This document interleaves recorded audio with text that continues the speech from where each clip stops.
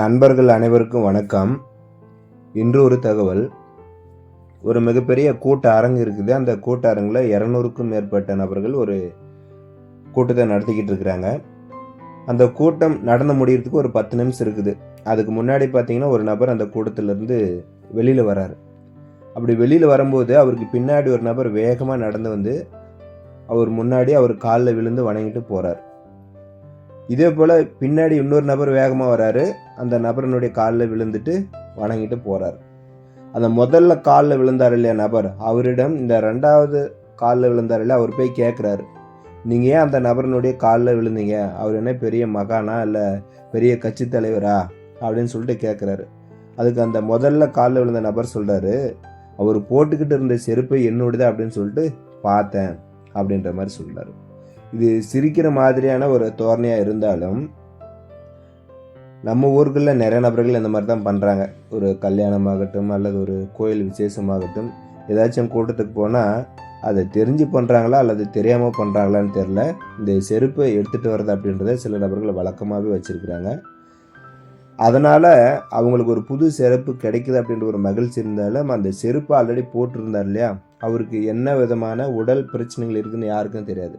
சில நபர்களுக்கு பார்த்திங்கன்னா தோல் தொடர்பான சில பிரச்சனைகள்லாம் இருக்கும்.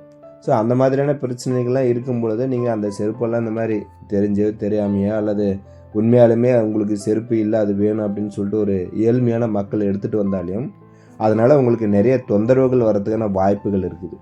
சரிங்களா? அதனால் இந்த மாதிரி இந்த செருப்பு தெரியாமல் தெரிஞ்சு போட்டுட்டு வரதெல்லாம் மேக்சிமம் அவாய்ட் பண்ணிடுறது நல்லது அப்படின்றது என்னோட கருத்து.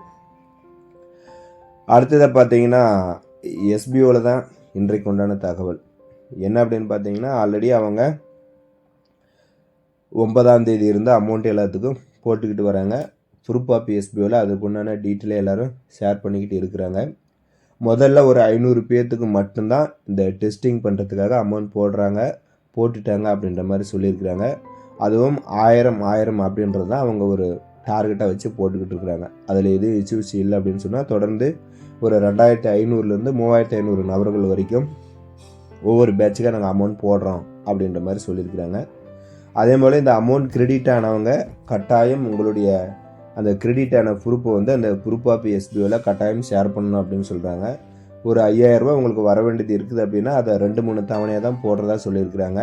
ஸோ அந்த மாதிரி ஒவ்வொரு முறையும் உங்களுக்கு அமௌண்ட் கிரெடிட் ஆகும்போதும் ஒவ்வொரு முறையும் உங்களுடைய அந்த கிரெடிட் டீட்டெயிலை வந்து நீங்கள் ப்ரூஃப் ஆஃப் எஸ்பிஓவில் ஷேர் பண்ணால் மட்டும்தான் அடுத்தடுத்த அமௌண்ட்டு உங்களுக்கு கிடைக்கும் அப்படின்ற மாதிரி சொல்லியிருக்கிறாங்க. இதை எல்லோரும் ஃபாலோ பண்ணுங்கள்.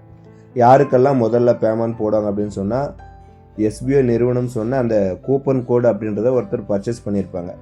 9999 அல்லது எஜுகஸ்ட் அப்படின்னு ஒரு ஆன்லைன் கோர்ஸு பர்ச்சேஸ் பண்ண சொல்லியிருந்தாங்க.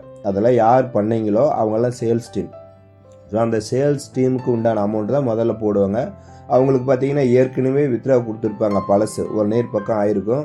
ஸோ அதை முதல்ல போட்டுட்டு 2வது பார்த்தீங்கன்னா ஒர்க்கிங் பேமெண்ட்டு, இப்போ எல்லாமே வாலெட் ட்ரான்ஸ்ஃபர் பண்ணி வச்சுருக்கீங்க இல்லையா, அந்த அமௌண்ட்டை போட்டுட்டு அதுக்கப்புறமா அவங்களுக்கு கூப்பன் கோடுக்கு உண்டான அமௌண்ட் கிடைக்கும். இது எல்லாமே சேல்ஸ் டீமில் இருக்கிறவங்களுக்கு ஃபஸ்ட்டு, அதுக்கப்புறம் தான் ப்ரொமோஷன் டீமு. இதற்கு இடையில் இந்த ரீஃபண்டு யாரெல்லாம் நீங்கள் அப்ளை பண்ணியிருந்தீங்களோ அவங்களுக்கு எல்லாத்துக்குமே போட போகிறோம் அப்படின்ற மாதிரி சொல்லியிருக்கிறாங்க. ஸோ இதுதான் எஸ்பிஐயில் ஒரு தகவல். ஏன்னா அவங்க ஒரு டைம் கேட்டிருக்கிறாங்க, அந்த டைமில் அவங்க பேமெண்ட் போட ஆரம்பிச்சிருக்கிறாங்க. ஸோ அதுக்கு உறுப்பினர்கள் நீங்கள் எல்லாம் கோஆப்ரேட் பண்ணிங்கன்னா சீக்கிரமாக அவங்க வேலையை செஞ்சு முடிச்சிருவாங்க. இதுக்கிடையில் அவங்களுக்கு வந்துடுச்சு இவங்களுக்கு வந்துடுச்சு அப்படின்னு சொல்லிட்டு தேவையில்லாத குழப்பங்கள் வேணால், கண்டிப்பாக எல்லாத்துக்கும் அமௌண்ட் போடுவாங்க அப்படின்றத அவங்க சொல்லியிருக்கிறாங்க. அடுத்தது என்ன சொல்லியிருந்தாங்க அப்படின்னா, இந்த அமௌண்ட்டு கிரெடிட்டான டீட்டெயிலை நான் ஒவ்வொரு முறையும் போய் பேங்க்கில் போய் பார்க்கணுமா, என்னால் முடியாது அப்படின்றவங்களுக்கு அந்த அப்ளிகேஷனில் வந்து உங்களுக்கு எப்போ அமௌண்ட் கிரெடிட் ஆகிருக்குது அப்படின்ற டீட்டெயிலை ஷோ பண்ணுற மாதிரியான ஒரு ஆப்ஷனை அவங்க ரெடி பண்ணிக்கிட்டு இருக்காங்களாம். அந்த மாதிரி வந்ததுக்கப்புறமா நீங்கள் உங்கள் அப்ளிகேஷனில் போய் உங்களுடைய ஐடியை லாகின் பண்ணிங்கன்னா அதிலே உங்களுக்கு இந்த தேதியில் அமௌண்ட் கிரெடிட் ஆகிருக்கு அப்படின்ற டீட்டெயில் காமிக்கும். அதுக்கப்புறம் நீங்கள் பேங்க்கு போயிட்டு அந்த கிரெடிட்டான டீட்டெயிலை எடுத்து நீங்கள் ஸ்க்ரீன்ஷாட் போட்டால் போதும் அப்படின்ற மாதிரி சொல்லியிருக்கிறாங்க. ஒரு 10 நாளைக்கு யாரும் பேங்க் பக்கம் போய் உங்களுடைய அக்கௌண்ட்டை செக் பண்ண வேண்டாம். 10 நாளைக்கு அப்புறம் அந்த ஆப்ஷன் உங்களுக்கு கிரெடிட்டான ஆப்ஷன் அப்ளிகேஷனில் ஷோ ஆனதுக்கப்புறம் பார்த்து வந்துருந்துச்சுன்னா நீங்கள் அதுக்கப்புறம் பேங்க் போய் பார்த்து அந்த டீட்டெயிலை எடுத்து போடுங்க அப்படின்ற மாதிரி சொல்லியிருக்காங்க. ஸோ அவங்க சொன்ன மாதிரி அமௌண்ட் போட ஸ்டார்ட் பண்ணியிருக்கிறாங்க. அதில் இருக்கக்கூடிய உறுப்பினர்கள் அவங்க கொடுத்துருக்கக்கூடிய கேட்டிருக்கக்கூடிய காலக்கெடு வரைக்கும் கொஞ்சம் பொறுமையாக இருந்தீங்கன்னா எல்லாத்தையுமே உங்களுக்கு அமௌண்ட் வரும் அப்படின்றத தெளிவாக சொல்லியிருக்கிறாங்க. அதை எல்லாரும் சரியான முறையில் பயன்படுத்திக்கோங்க. மீண்டும் அடுத்த ஒரு SBO தகவலுடன் உங்களை சந்திக்கிறேன். நன்றி, வணக்கம்.